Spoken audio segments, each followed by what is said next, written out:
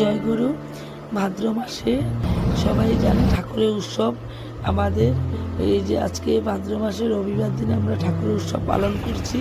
আমি মন্দির থেকে মন্দিরে যাচ্ছি, অটো করে আমাদের যেতে হয়, একটু দূর আছে বলে ঘর থেকে আসার সময় রেডি হওয়ার ভিডিওটা করতে পারিনি। এই যে এখন মন্দিরে যাচ্ছি জলদি জলদি করে কাজ করে, ঘরে তো মেয়ে লোকদের বহুত কাজ হয়। এই যে এখানে এসে বসবো, প্রণামীটা পরে দেব। এখন প্রার্থনা শুরু হয়ে গেছে। প্রার্থনা শুরু হওয়ার পরে তারপরে দেখি এখন কীর্তন চলছে। সব তো ভিডিও করা যায় না, বড় ভিডিও দিতেও অসুবিধা, কেউ দেখতেও অসুবিধা।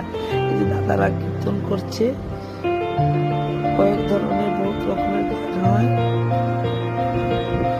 এখন আলোচনা হচ্ছে, আপনারা তো জানেনই আমাদের